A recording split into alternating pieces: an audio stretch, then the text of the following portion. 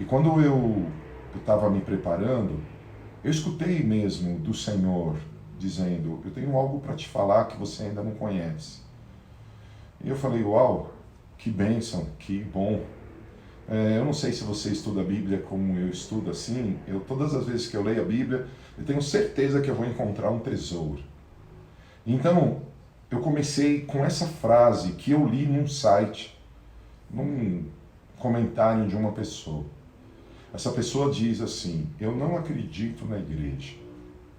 Para mim, a igreja é algo criado pelos homens. E eu não preciso frequentar a igreja porque eu posso me relacionar com Deus sozinho na minha casa. E aí eu escrevi assim, porque essa não é a primeira pessoa que eu escuto isso. Já escutei algumas pessoas dizendo que Jesus Cristo nunca estabeleceu igrejas. Eu já escutei pessoas dizendo isso. Jesus Cristo não veio para a terra para estabelecer igrejas. Diz também que Jesus nunca pregou o evangelho dentro de quatro paredes, somente ao ar livre, curando, cuidando. E aí na minha cabeça eu fiz uma pergunta: cara, não é bíblico isso. Eu já vi relatos bíblicos. E aí eu quero começar mostrando para você, mais uma vez, a importância da igreja e como Jesus se relacionava com a igreja. Lembrando você que existe uma diferença.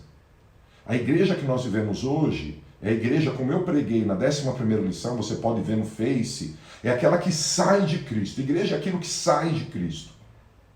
Mas eu quero tentar te mostrar algo. Vou começar com um texto de Mateus capítulo 16, versículo 13 a 19. Olha que lindo.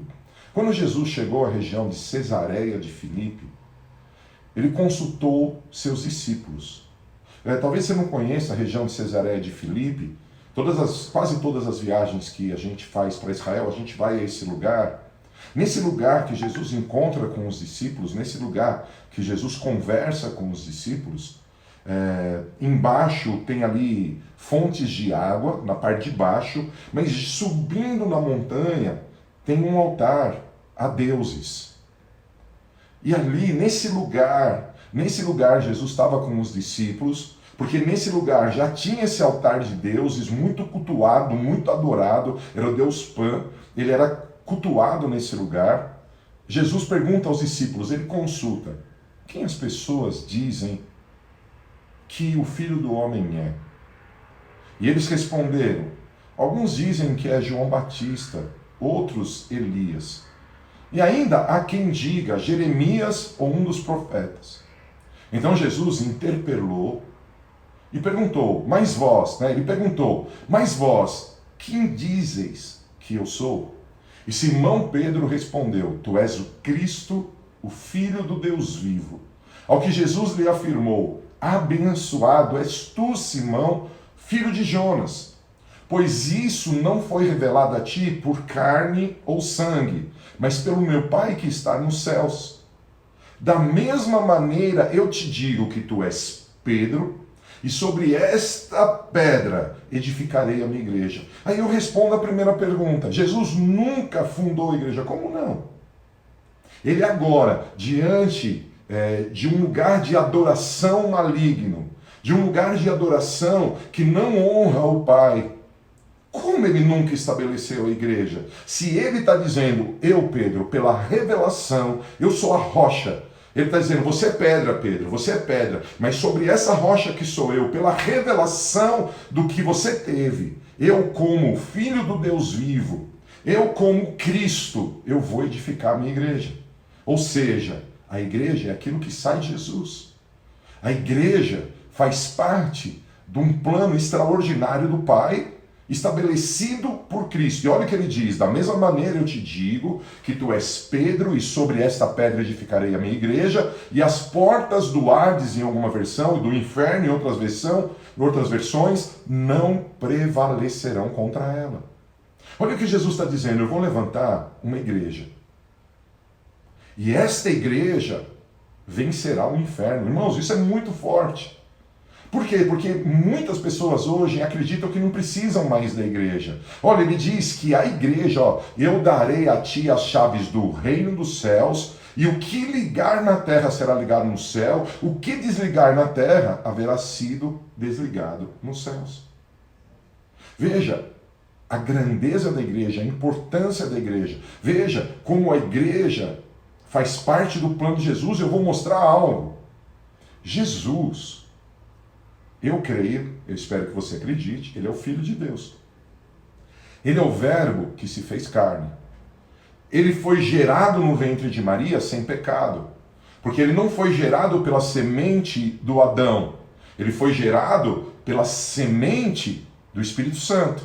Lembra? Maria pergunta para o anjo, tá, mas como que eu vou ficar grávida? Descerá sobre ti o Espírito Santo e o poder do Altíssimo te envolverá. Veja, presta atenção. Em Lucas 2, 22 e 27, veja, para a gente hoje é igreja. Na época de Jesus chamava sinagoga e templo.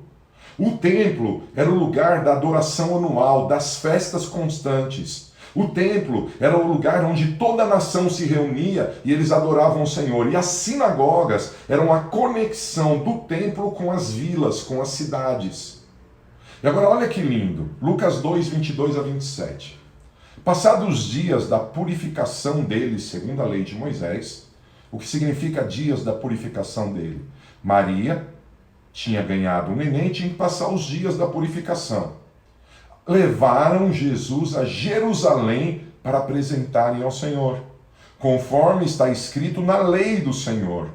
Todo primogênito ao Senhor será consagrado, e para oferecer um sacrifício segundo o que está escrito na referida lei, um par de rolas ou 2 pombinhos. Olha que interessante, existia uma igreja da época chamada sinagoga e templo, que eu já expliquei aqui. O templo era o grande lugar e as sinagogas fortaleciam o templo, era a conexão prática no dia a dia das cidades.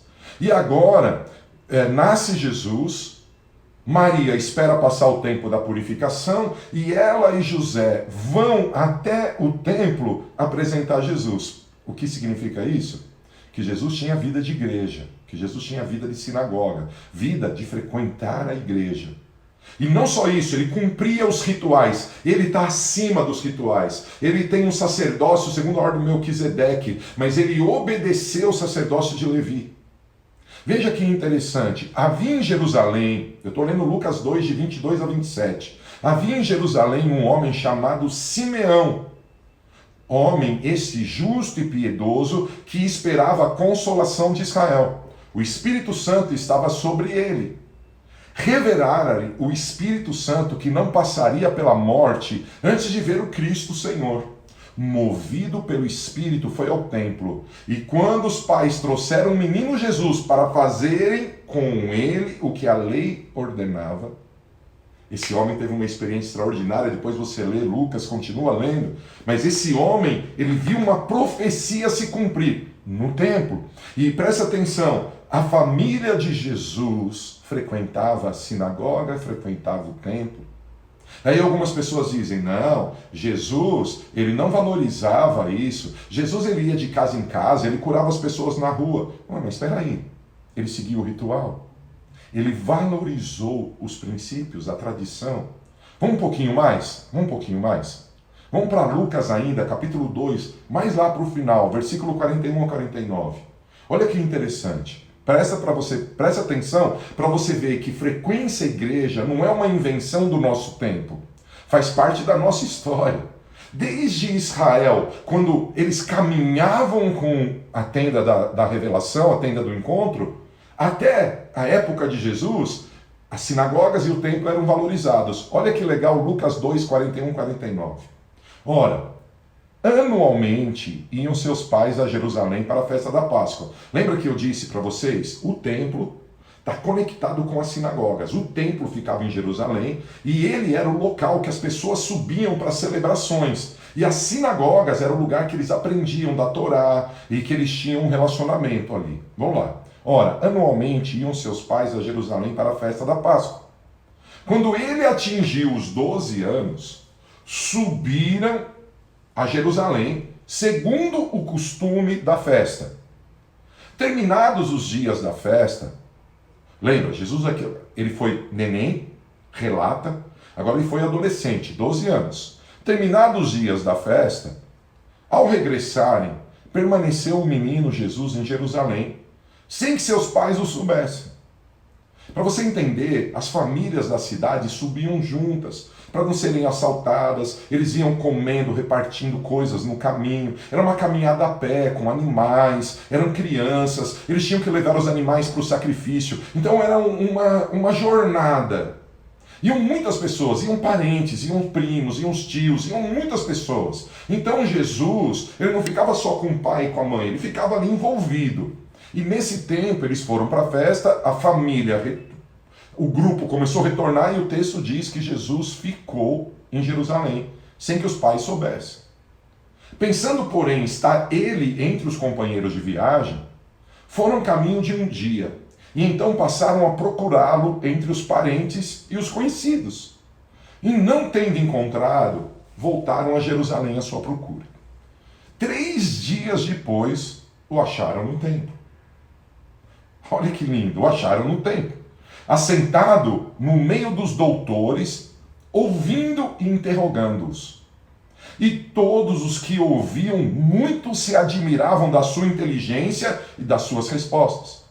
Logo que seus pais o viram, ficaram maravilhados. E sua mãe lhe disse: Filho, por que fizestes assim conosco? Presta muita atenção, hein? Jesus está falando agora, ele vai falar de um lugar de pedra, de parede, onde homens e mulheres se reuniam para estudar a Torá, a palavra. Olha o que ele fala. Ela fala: por que fiz isso? Teu pai e eu, aflitos, estávamos à tua procura. E ele lhes respondeu: por que me procuravam?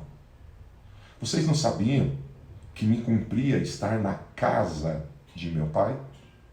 Jesus chama o templo de casa de meu pai.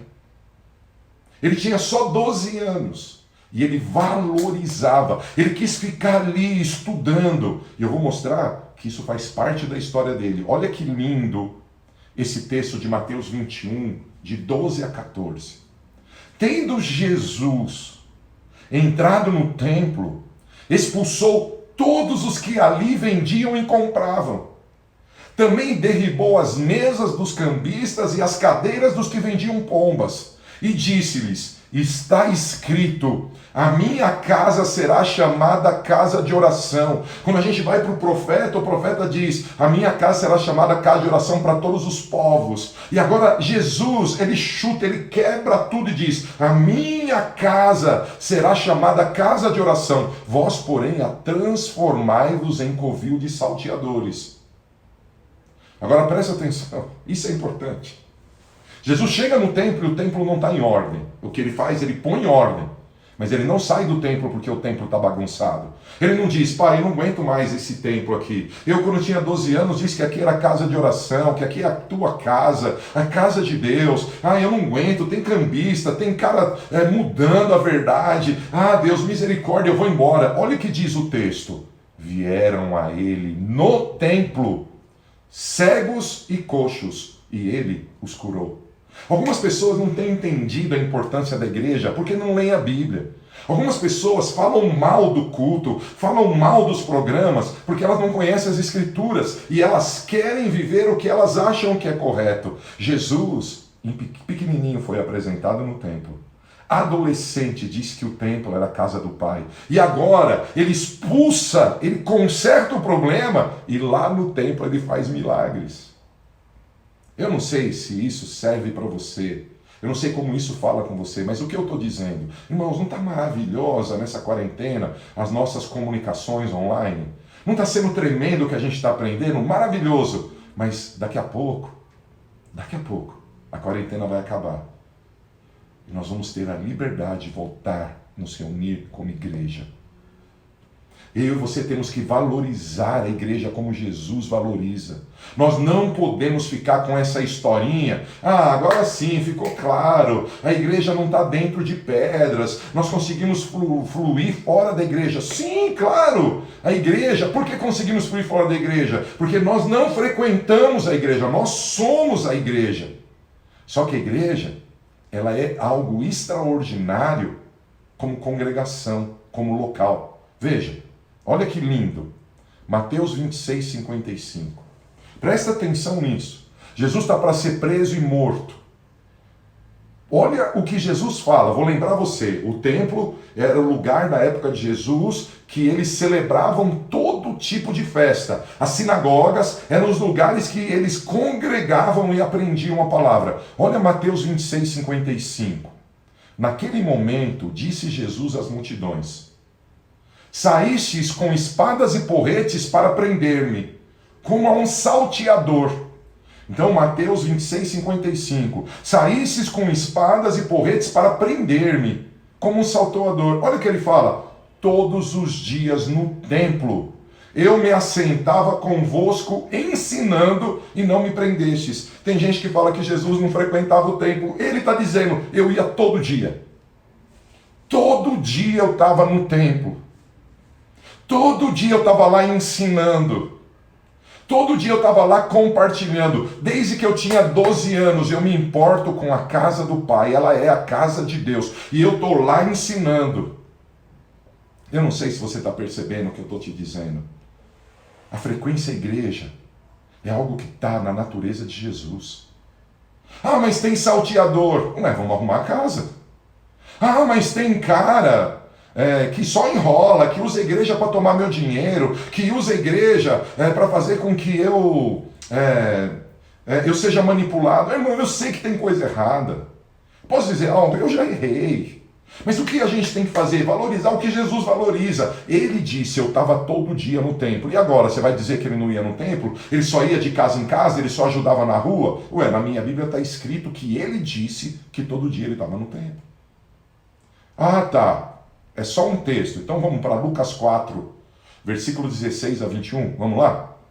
Indo para Nazaré, onde fora criado, entrou um sábado na sinagoga, segundo o seu costume. Veja, todo sábado Jesus ia na sinagoga. Era o costume dele. E o que ele fez? Levantou-se para ler. Então lhe deram o livro do profeta Isaías.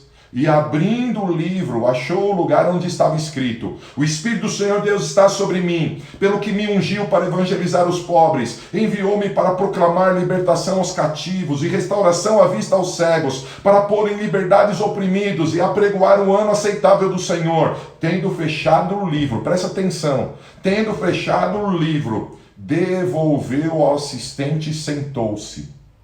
E todos na sinagoga tinham os olhos fitos nele.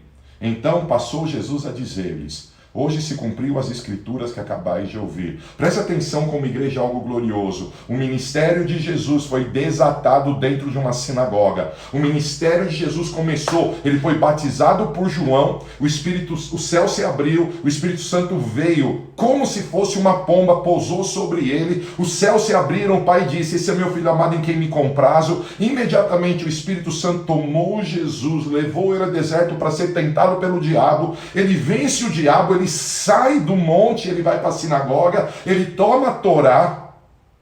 A Bíblia não é a palavra de Deus. Então por que Jesus usou ela?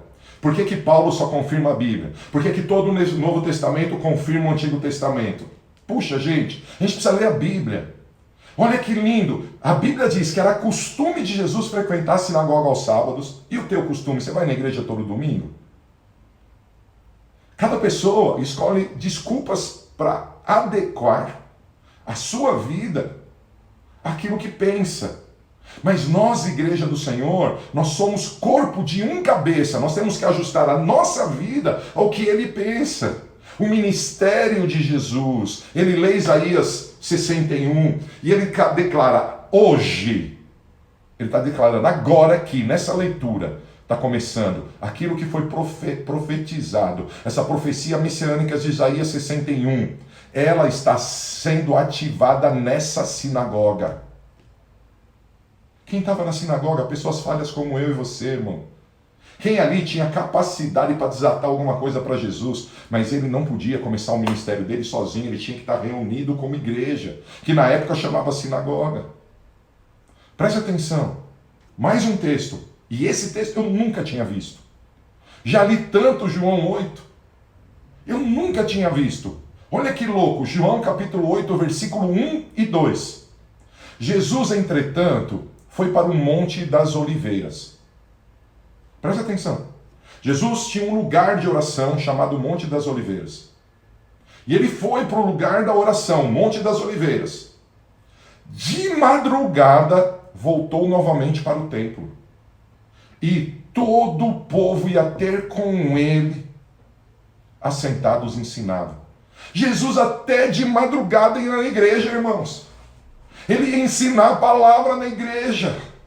De madrugada ele voltou novamente ao templo. Olha o que a Bíblia está dizendo. Sim, ele tinha o jardim das oliveiras, o monte das oliveiras para orar. Sim, ele tinha movimento nas ruas. Sim, ele era alguém que cuidava das cidades. E nós como igreja temos que fazer isso, mas nós temos que valorizar a congregação. Veja, o resultado daquilo que era igreja, sinagoga e templo para Jesus, o resultado de tudo isso que eu li com você, é que a igreja primitiva que nasceu em Cristo através dos apóstolos, ela dava valor à reunião formal. Como assim? Olha, Lucas 24, 53, Atos 2, 46, Atos 2, 3, versículo 1, Atos 5, 21, Atos 21, de 26 a 28, Atos capítulo 25 inteiro, Atos capítulo 42. Eu não vou conseguir ler tudo isso, mas nós vamos perceber que a igreja primitiva se reunia ou no templo ou em casas. E por que em casas? Porque eles se separaram dos judeus e eles tiveram que sair das sinagogas e começar um novo tempo, e ainda não tinham prédios. Então eles se reuniam. Ainda nesses textos que eu li, eles ainda tinham liberdade de reunir nas sinagogas.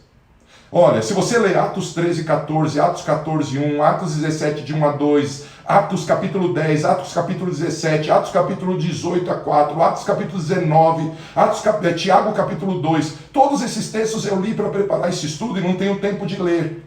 Eles usavam as sinagogas, nessa época ainda, antes dessa divisão, como base dos seus ministérios.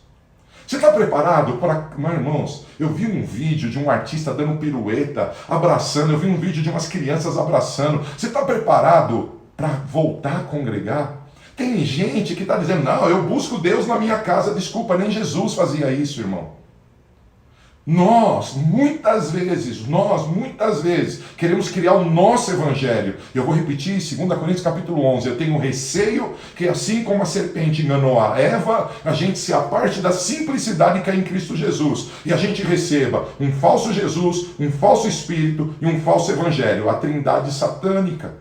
E o falso evangelho é dizer que a igreja não tem valor, a igreja é uma porcaria, só estou interessado no meu dinheiro. Igreja, acorda. Jesus frequentou a igreja desde bebê, cumpriu os rituais, e ele fez com que a igreja primitiva fizesse isso. Você vai perceber que quando eles foram expulsos da sinagoga, Atos 2 relata isso, Atos 12 relata isso, Atos 16 relata isso, Romanos 16 relata isso, 1 Coríntios 16 relata isso, Colossenses 4 relata isso, Filemon relata isso. Eles são separados da sinagoga e começam a se reunir em casa. Tudo isso nos mostra que congregar não deve ser negligenciado. É fundamental o cristão pertencer a uma igreja local. Porque a igreja não sou eu, a igreja somos nós. Eu sou a igreja com você e eu vou provar isso. Olha, eu já disse isso num estudo, para mim. O livro de Hebreus foi escrito por Paulo, mas não posso afirmar, não há uma base histórica para isso. Mas lá em Hebreus capítulo 10, versículo 23 a 27, veja que extraordinária a ordem. Não é sugestão. A ordem da palavra. Sem duvidar, ele diz, eu estou lendo Hebreus capítulo 10, 23. Sem duvidar, mantenhamos inabalável a confissão da nossa esperança. Porquanto, quem fez a promessa é fiel. E aí ele fala, como eu vou manter a minha confissão de fé, da minha esperança inabalável? Vou fazer isso porque quem fez a promessa é fiel. Como eu faço isso? Consideremos uns aos outros, para nos encorajarmos às manifestações de amor e de boas obras. Olha o que ele está dizendo. Se você quer ter uma confissão de esperança contínua, inabalável, você precisa congregar, porque você precisa considerar um ao outro, você precisa encorajar um ao outro ao amor fraternal e às boas obras. Onde faz isso? Na igreja. E aí ele fala, não abandonemos a tradição de nos reunirmos como igreja. Desde aquela época de Hebreus já tinha gente contra a igreja. Desde aquela época já tinha lá uns dizendo, tá tudo ruim na igreja, a igreja não é mais a casa de oração, ela já não é mais a mesma, agora pinta uma parede de preto, põe luz, põe fumaça, tudo é tão ruim, irmão. Nós precisamos congregar. Nós precisamos fazer parte do corpo para um estimular o outro. Nós precisamos fazer parte do corpo para que todos possam demonstrar esse amor fraternal, para que todos tenham boa obra. Não abandonemos a tradição de nos reunirmos como igreja, segundo o procedimento de alguns, mas pelo contrário, motivemo-nos uns aos outros, tanto mais quando vedes que o dia está se aproximando. Olha o que ele está dizendo, gente, está chegando o fim, então vamos frequentar mais a igreja, então vamos agitar um ao outro, vamos fazer com que todos congreguem. Você está comigo? Porque, presta atenção, se vivermos deliberadamente em pecado, depois de termos recebido o pleno conhecimento da verdade, já não resta sacrifícios pelos pecados, mas uma horrível expectativa de juízo e fogo ardente prestes a consumir todos os inimigos de Deus. Olha o que ele diz, não frequentar a igreja é pecado. Uma pessoa que decide não congregar, ela deliberadamente está em pecado. E sabe o que vai acontecer com ela fora da igreja? Ela vai viver uma expectativa de juízo e fogo. Cara, esse estudo mexeu. Ele falou comigo, de verdade, irmãos. Eu valorizo a igreja desde que eu sou gente. Eu valorizo a igreja. Tem um fogo aqui, irmãos, olha como eu estou transpirando. Eu sinto o fogo da presença de Deus. Eu sinto o amor por você. Eu não sei você, irmãos. Na igreja eu fui aceito, na igreja eu fui ensinado, eu fui liberto. Eu lembro de pessoas que puseram a mão na minha cabeça e tiraram os demônios da minha vida. Na igreja, as pessoas me valorizaram. Eu não me valorizava. Eu não me achava importante na igreja. Eu ganhei uma identidade. Eu faço parte do corpo. Sabe por que eu choro? Porque eu tenho saudade de congregar, saudade de abraçar as pessoas, saudade de poder estar ali compartilhando, adorando. Sabe, se você está afastado da igreja, se arrepende, é pecado.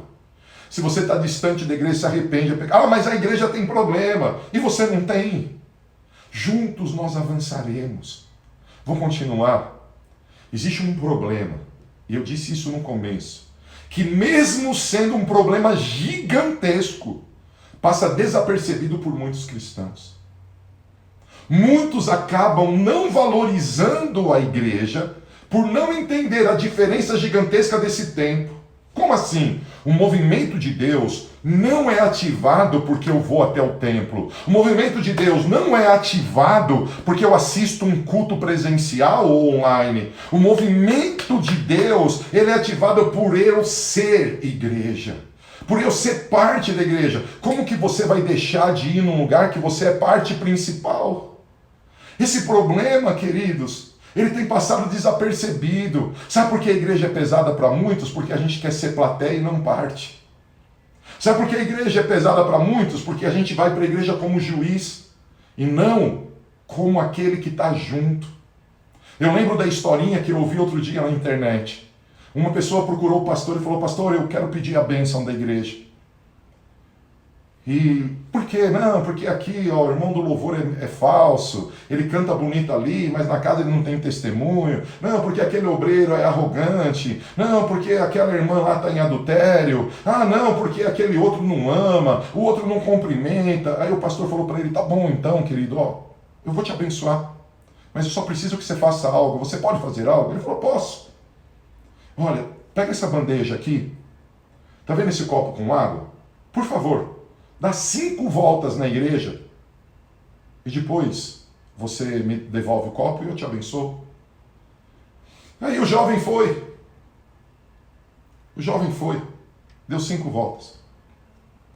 Aí o pastor pegou o copo e foi abençoar e falou, ué, por que o senhor fez isso? Por que você fez isso? Ele falou, enquanto você carregava o copo de água, você viu algum problema na igreja? Enquanto você carregava essa bandeja com um copo de água, você viu alguma coisa errada? E aí o jovem falou, não. Eu falei, então, quando você serve, quando você faz parte, você não tem tempo para ver o erro. Sabe por que muitas vezes nós não conseguimos ser igreja?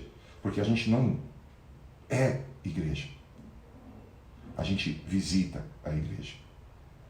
Você nunca vai se sentir bem num corpo que você for para esse corpo com medo, com juízo, com crítica. Se você conhecer a novidade de vida, ela está assim de problemas. E talvez desse assim, metade sejam meus. Eu sou uma pessoa falha, não sou dono da verdade de nada, mas eu sou o líder, eu tenho que tomar decisão e às vezes erro, mesmo orando, mesmo jejuando. Mas saiba que a minha intenção é glorificar o Senhor. Muitas pessoas não estão vivendo o que podem viver, porque elas não entendem o movimento de Deus. O que muda a tua história não é ir assistir um culto presencial. O que muda a tua história é fazer parte daquilo que está acontecendo. A palavra vai ter mais sentido para você, o louvor vai ter mais sentido se você estiver carregando uma bandeja. Mas se você estiver lá só para ou aplaudir ou vaiar, ir para a igreja não faz sentido. Paulo, o que você está dizendo? Vou te mostrar na Bíblia. 1 Coríntios capítulo 3, de 6 a 23. Eu plantei, Apolo regou, mas o crescimento veio de Deus. De modo que nem o que planta é alguma coisa, nem o que rega, mas Deus que dá o crescimento. Ora, o que planta e o que rega são um, e cada um receberá o seu galardão, segundo o seu próprio trabalho. Olha que lindo, porque de Deus somos cooperadores. Lavoura de Deus, edifício de Deus sois vós. Segundo a graça que me foi dada, lancei o fundamento como prudente construtor. O outro edifica sobre ele. Porém, cada um veja como edifica. Porque ninguém pode lançar outro fundamento além do que foi posto, qual é Jesus Cristo.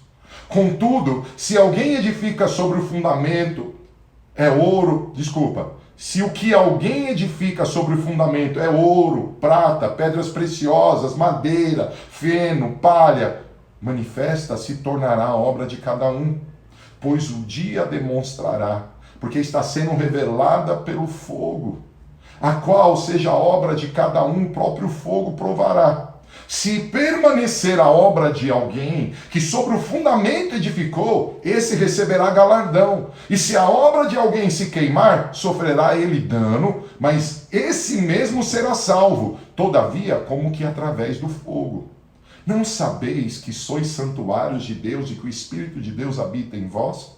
Se alguém destruir o santuário de Deus, Deus o destruirá, porque o santuário de Deus que sois vós é sagrado.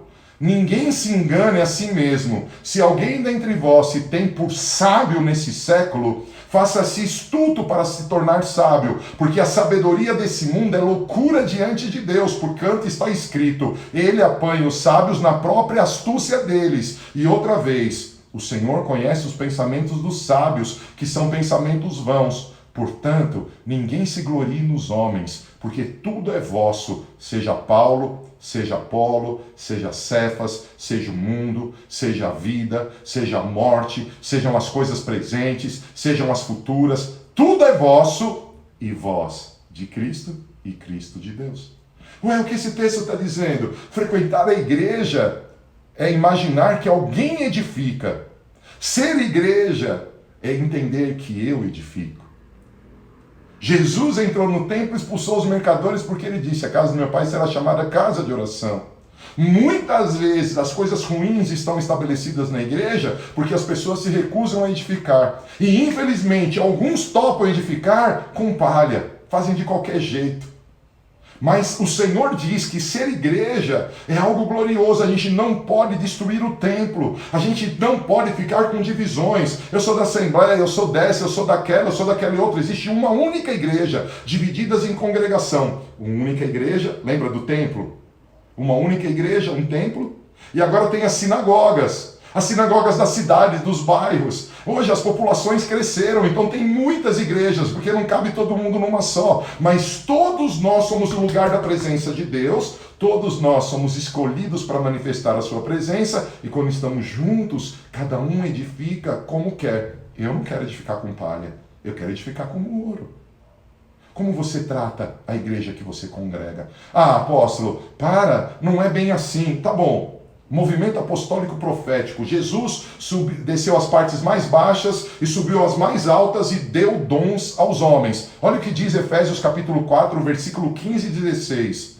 Mas seguindo a verdade em amor, cresçamos em tudo naquele que é a cabeça, Cristo, de quem todo o corpo, presta atenção, bem ajustado e consolidado pelo auxílio de toda a junta, segundo a justa cooperação de cada parte, efetua o seu próprio aumento para a edificação de si mesmo em amor. O que esse texto está dizendo, meu amado? Se eu pegar esse olho, que é lindo, pode ver, meu olho é castanho, é bonito esse olho. Se eu pegar esse olho, tirar esse olho do meu corpo e colocar ele num copo com água, ou num copo com soro, será um monstro.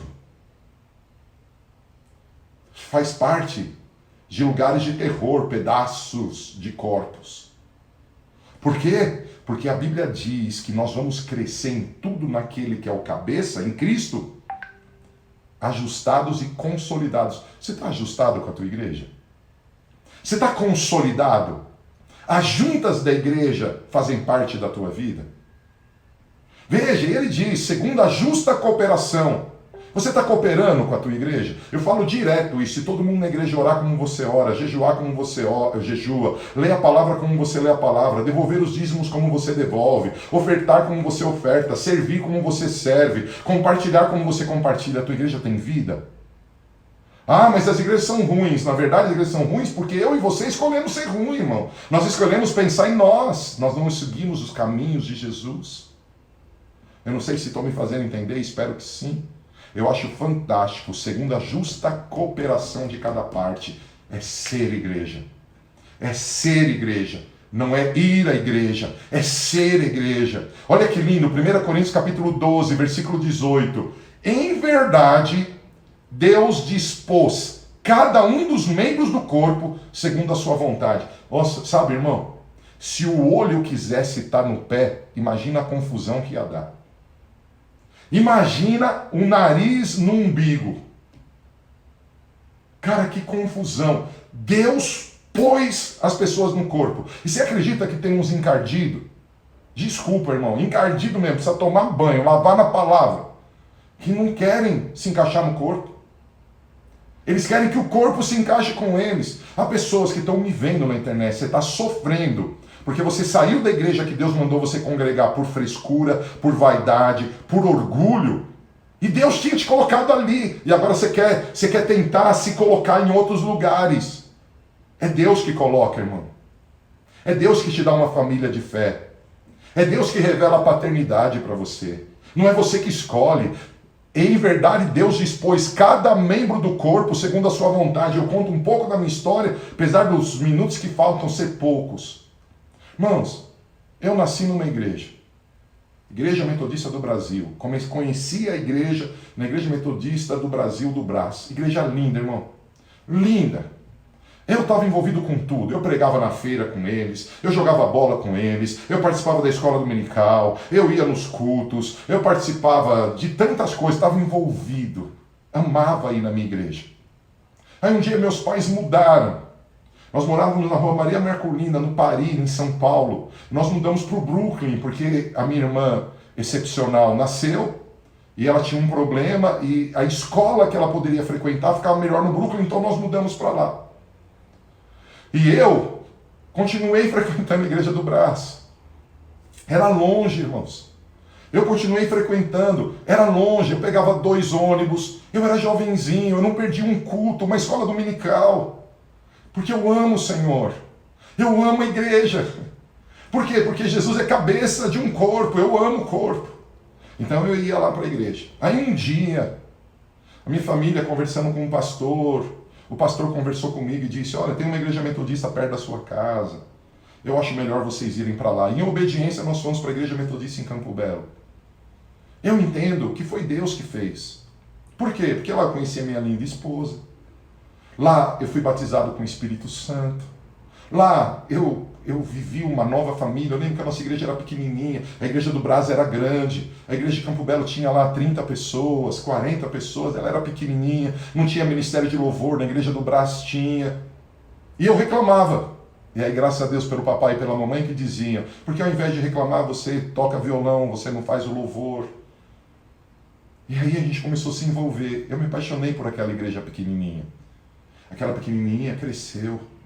Aquela igreja pequenininha foi transformada. Quantas experiências com Deus eu tive ali.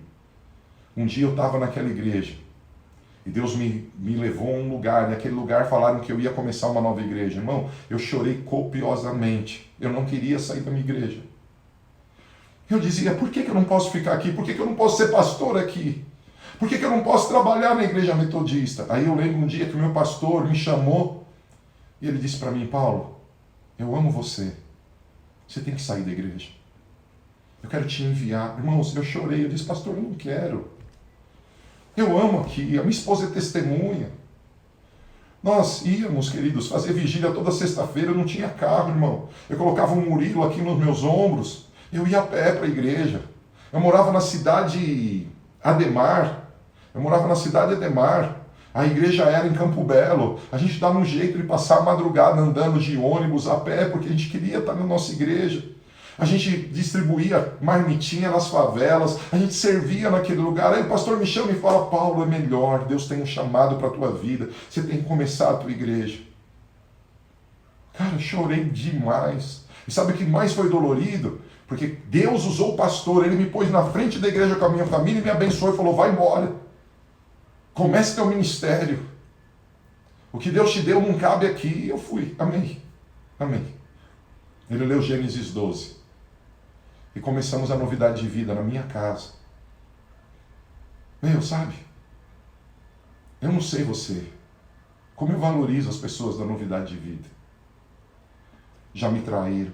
Já falaram mal de mim. Já me bateram num culto. Me deram um murro. Graças a Deus não pegou. Cara, já aconteceu tanta coisa. Eu amo a igreja. Eu estou com uma saudade de congregar. Sabe? Em verdade, Deus dispôs cada um dos membros no corpo segundo a sua vontade. Por favor, escuta o Espírito Santo. Você precisa estar encaixado no corpo. Como assim? 1 Coríntios 6,19. Acaso não sabe que o corpo de vocês é santuário do Espírito Santo que habita em vocês, que lhes foi dado por Deus e que vocês não são de vocês mesmos? Deus é dono do corpo. Se Deus falar que você vai para a Ásia ser missionário, você vai ser corpo de Cristo, igreja de Cristo na Ásia como missionário. Se Deus falar para você, meu amado, que você na igreja tem que ser o porteiro, você vai ser o porteiro, o pastor, você vai ser o pastor. Cara, nós somos o santuário do Senhor e nós não somos de nós mesmos, nós ficamos com tanta frescura, nós ficamos dando tantas desculpas. Sabe, queridos, olha que lindo, 2 Coríntios capítulo 6, desculpa, 1 Coríntios capítulo 3, 16 antes. Vocês não sabem que são santuários de Deus e que o Espírito de Deus habita em vocês? 1 Coríntios 3, 16. Olha o que diz 2 Coríntios 6, 16. Que acordo há entre o templo de Deus e os ídolos? Pois somos santuários do Deus vivo. Como disse Deus, habitarei com eles e entre eles andarei. Serei o seu Deus e eles serão o meu povo. Irmãos, olha que lindo. 1 Coríntios 6, 16, eu acabei de ler. Acaso não sabe que o corpo de vocês é santuário e que do Espírito Santo habita em vocês? Entenda algo, Deus habita em cada um de nós. Mas veja a diferença em 2 Coríntios capítulo 6, versículo 16. Pois somos santuários. Deus habita em nós individualmente, mas Deus habita em nós coletivamente. Por isso Jesus desde pequenininho congregou, por isso a igreja primitiva congregava tanto. Veja, 1 Coríntios 12, 12. Ora, assim como o corpo é uma unidade, embora tenha muitos membros, e todos os membros, mesmo sendo muitos, formam um só corpo, assim também com respeito a Cristo. Nós corremos riscos, grande risco, de que as nossas diferenças façam com que a gente não se aceite. É necessário lembrar hoje, igreja, por que frequentá-la? Lembrar que o corpo é uma unidade. E seus membros são diferentes entre si para que o corpo funcione. O apóstolo Paulo, em 1 Coríntios 12, esclarece muito isso. Veja, olha o que diz Efésios 2, 19 e 22. Assim já não sois estrangeiros e peregrinos, mas concidadãos dos santos. Sois da família de Deus, edificados sobre o fundamento dos apóstolos e profetas, sendo Ele mesmo, Cristo Jesus, a pedra angular, no qual todo edifício bem ajustado cresce para santuário dedicado ao Senhor, no qual também vós, juntamente, estáis sendo edificados para a habitação de Deus no Espírito. Veja, esse corpo só flui, só funciona, esse corpo só chega na expressão que deve chegar se tiver um objetivo comum, se caminhar unido, se estiver sob o comando de Cristo, a um só cabeça, gente. Olha que lindo, 1 Pedro 2,5. Vós também, como pedras vivas, sois edificados como casa espiritual, com o propósito de ser sacerdócio santo, oferecendo sacrifícios espirituais aceitáveis a Deus por meio de Jesus Cristo. A pedra angular de uma edificação é que define todo o seu alicerce. Em Cristo, fazemos parte de algo gigantesco. A igreja transcende a mim e a você. A igreja é algo glorioso. Como eu te disse, tem um fogo aqui. Olha o meu estado. Tem um fogo, tem uma presença. O Senhor dizendo, ei, essa quarentena vai acabar, você vai continuar igual? Você vai continuar frequentando a igreja? Ou você será a igreja? Olha o que diz 1 João 3,16. Nisto conhecemos o que é o amor. Jesus Cristo deu a sua vida por nós e devemos dar a nossa vida por nossos irmãos. Estamos aqui, eu e você, para fazermos diferença. Estamos aqui, eu e você, para sermos agentes de transformação onde estivermos. Eu vou repetir algo e vou vir para o final. Deixa eu ler algo. Juntos, o movimento de Deus ativa, restaura, equipa, abençoa em uma dimensão diferenciada. O auxílio de todas as juntas. Eu e você somos corpo. Deus quer nos conectar para cumprir a sua vontade. Por isso Ele dispõe cada um aonde Ele quer, segundo a sua vontade. Deus habita em nós individualmente, nós lemos em 1 Coríntios 6, 19, mas Deus, porém, habita em nós coletivamente, nós lemos em 1 Coríntios 3, 16, 2 Coríntios 6, 16. Olha, sempre vamos ter diferenças, mas ao invés da diferença ser problema, vamos entender, nem na mão os dedos são iguais. Veja o tamanho desse, o jeito desse, com esse, são muito diferentes, mas eles podem se tocar. E se eles não se tocarem, nós não conseguimos exercer o poder da mão, que é agarrar as coisas. Corta o dedão, tira o dedo fora. A mão perde a eficiência. Ou tira qualquer dedo fora, ele perde a eficiência, a mão. Nós temos que valorizar a igreja local. Existe o templo, existe a igreja gloriosa de Cristo, que é a reunião de todas as congregações, e tem muitas divisões, sim. Mas quando a gente valoriza a igreja local, a gente começa a acabar com as pequenas divisões, e um dia a grande divisão cairá por terra. Você é alguém de unidade? Ou você é alguém de divisão? Eu ouvi isso. Eu ouvi do Senhor que a quarentena vai acabar e que nós não podemos mais ser os mesmos. Nós temos que valorizar como Jesus, todo dia no templo, adorando, servindo. Não esquece, a pedra angular é Cristo, mas você escolhe como você edifica. A pedra já está posta, mas você decide como você edifica. Quero terminar te convidando a decorar um versículo comigo. Salmo 122, 1.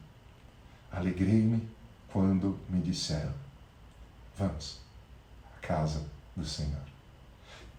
Alegrei-me quando me disseram, Salmos 122, versículo 1. Alegrei-me quando me disseram, vamos à casa do Senhor.